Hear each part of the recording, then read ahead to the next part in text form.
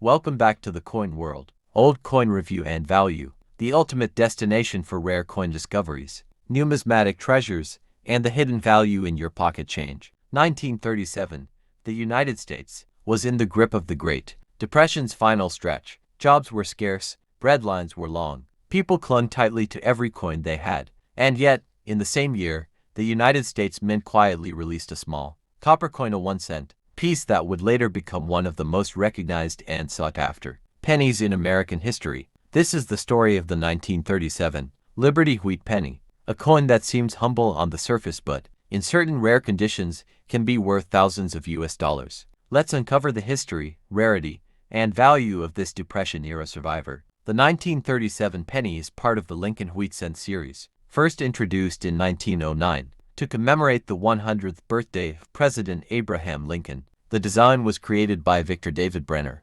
marking the first time a real historical figure appeared on a U.S. coin. The obverse features Lincoln's right-facing profile, with the words "In God We Trust" above, "Liberty" to the left, and the year 1937 to the right. The reverse showcases two stalks of wheat framing the inscriptions, 1 cent and United States of America, with E Pluribus Unum across the top. This simple yet bold design captured the ideals of American resilience and prosperity in an age of hardship. Most 1937 wheat pennies found in circulation today are worth 3 to 10 cents due to age and wear, but coins in uncirculated condition, especially those graded MS-65 or higher, can fetch $150 to $1,500 or more, depending on the mint mark and rarity. A 1937 Dior 1937's penny in MS-67. Red condition, bright red luster with no wear, can sell for $3,000 to $6,000. Verified by grading services like PCGS or NGC. 1937 D Lincoln Cent MS-67. Red sold for $6,000 at a major U.S. coin auction. 1937 MS-67 red fetched $3,800 thanks to its immaculate luster and strike. Even a Philadelphia 1937 penny graded MS-66 red can command $1,200 to $1,800, especially with strong eye appeal. As the grade increases and the red color remains vibrant, so does the value. Lincoln Wheat pennies are graded not only by condition, but also normal circulated coins, least valuable transitional tone with some mint luster, full original mint color most valuable. 1937 pennies with full red designation are very scarce in higher grades due to oxidation over decades. This makes MS-66 and MS-67 red coins especially rare and desirable, often selling for thousands. Some 1937 wheat pennies are even more valuable due to minting, double die obverse, slight but visible, doubling on lettering or Lincoln's features. Off-center strikes, coins struck away from center values, range from $100 to $1,000 plus. Die cracks and cuds, broken die pieces create raised blobs or missing parts up to $500. Struck on wrong planchet, a penny struck on a foreign coin, blank or smaller metal, extremely rare and worth $2,000, $10,000. These errors are like fingerprints, unique and highly sought after, though minted in large number. The year 1937 was more than just another mintage date for the Lincoln Wheat Cent. It was a pivotal time in both American and numismatic history. The United States was slowly climbing out of the worst years of the Great Depression, which had begun in 1929, though New Deal programs were restoring hope and work. The economy was still fragile. In the middle of this economic recovery, the U.S. Mint continued producing coins that were essential for everyday survival. A single cent in 1937 had actual purchasing power. It could buy a stick of gum, a newspaper, or contribute to a child's school lunch. The wheat penny, with its simple agricultural motif, became a symbol of the working class. Its two wheat ears on the reverse represented abundance, growth, and the promise of renewal, all things desperately hoped for during a time of nationwide hardship. Abraham Lincoln had appeared on the penny since 1909, the centennial of his birth. He was the first real person ever depicted on a circulating U.S. coin. Prior to that, coinage usually featured idealized representations of liberty. Lincoln was chosen not only because of his role in preserving the Union, but also because he embodied honesty, resilience, and dignity, qualities that resonated deeply with Americans. During both the Civil War and the Great Depression, his portrait on the penny was designed by Victor David Brenner, a Lithuanian immigrant whose initials VDB were originally featured prominently on the coin before being removed due to controversy. They were restored later, subtly, at the base of Lincoln's shoulder. By 1937, the Philadelphia, Denver, and San Francisco mints were all active in producing Lincoln cents. Philadelphia was the main mint, striking over 309 million coins without any mint mark. Denver D and San Francisco S struck fewer pennies. But collectors now know that coins from these branches, especially in high grades, are more scarce and often more valuable. The production methods of the time used steel coin dies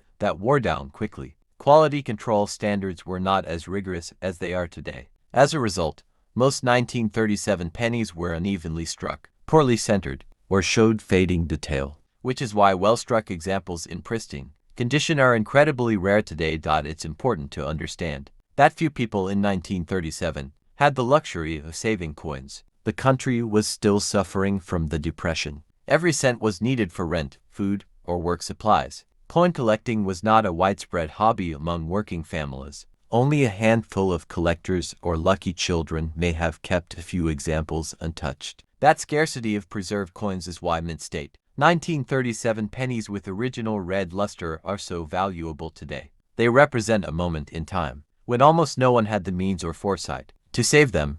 Interestingly, 1937 is famous in numismatic circles for a major thank you for WSTCHING. In 1996, the United States was at the edge of a new digital era. The internet was growing fast, technology was booming, but in pockets and purses across the country, one familiar coin remained constant: the Washington quarter, carrying with it decades of American tradition.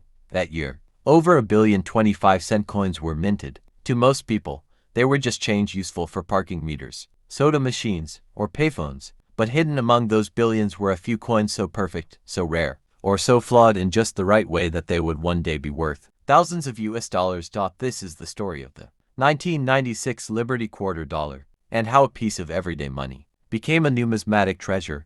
The quarter struck in 1996 continued the classic design introduced in 1932 to honor the 200th birthday of George Washington. It remained largely unchanged until 1999, making 1996 one of the last few years of the iconic eagle reverse, before the launch of the 50-state quarters program. On the obverse, Washington faces left. The inscriptions include: the 1996 quarter was composed of a clad alloy, 75% copper and 25% nickel on the outer layers, bonded to a pure copper core. San Francisco S around 2 million proof coins not for circulation, with over 1.8 billion coins made for everyday use. It may seem like there's no rarity here, but rarity lies in the details.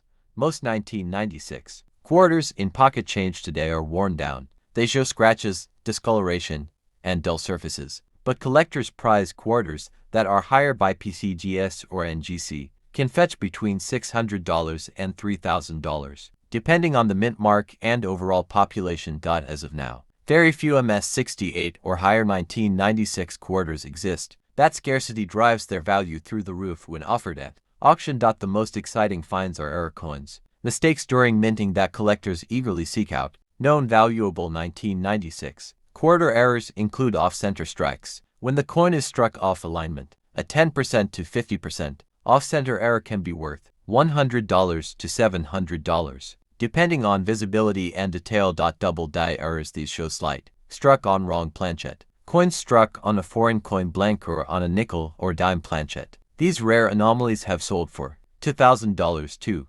$7,000. These occur when the collar that shapes the coin fails or when a die cracks. These errors can bring $100 to $500. Mint mark and location: high grade coins from Philadelphia P or Denver D may have different rarity levels. Grading: MS-66 and above are rare. MS-67 and MS-68 bring four-figure price tags. Eye appeal, luster, clean fields, and sharp detail raise a coin's market desirability. Certification: coins graded by PCGS or NGC carry far greater value than raw coins. These are not isolated cases, they're the result of years of rarity analysis, where population reports show just how scarce pristine 1996 quarters have become. When it was minted, no one thought twice about saving a 1996 quarter. It wasn't old, silver, or part of a new series. The 1996 Washington quarter commonly called the Liberty Quarter, was issued during a time of transition in American coinage.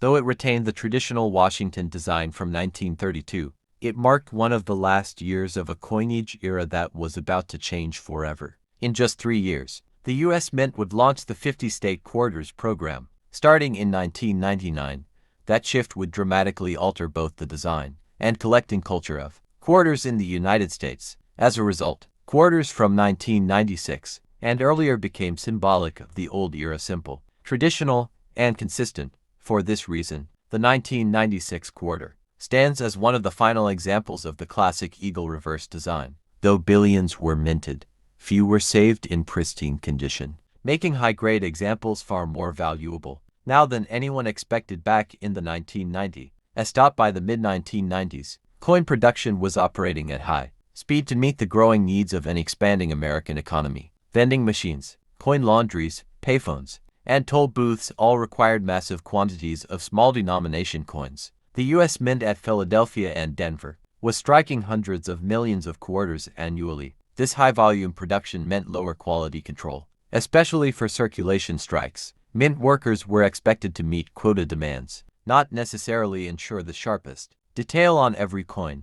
This is why 1996 quarters, with sharp strikes, clean surfaces, and full detail are so rare and desirable today. The majority were carelessly handled, resulting in coins with dull finish, weak edges, or contact marks. 1996. The U.S. Mint also released a limited number of proof sets from the San Francisco Mint S. These coins were not meant for circulation and were specially made for collectors using polished dies and blankets. The 1996 S proof quarter, when found in PR70 deep cameo condition, can sell for hundreds of dollars, especially due to the low population of perfect coins. However, any 1996S quarter found in circulation would be highly unusual and could fetch premium value, especially if it retains its original mirror-like fields and frost dot at the time. However, modern coin collecting still heavily favored PRA1965 silver coins, meaning very few collectors focused on modern clad quarters, like the 1996 issue. That shift in focus didn't occur until years later, when coin grading services began revealing just how rare high-grade modern coins truly were. When people think of coin collecting, they often think of old coins from the 1800s or early 1900s. What many overlook is the fact that even recent coins can become rare, but in a very specific way, through exceptional preservation. The 1996 Liberty Quarter is not rare because it's old. It's rare because almost no one saved it in perfect condition. It wasn't part of a commemorative issue. It wasn't made in silver, and it wasn't tied to a special release. It was a workhorse coin, struck in the millions, meant to be spent, not saved.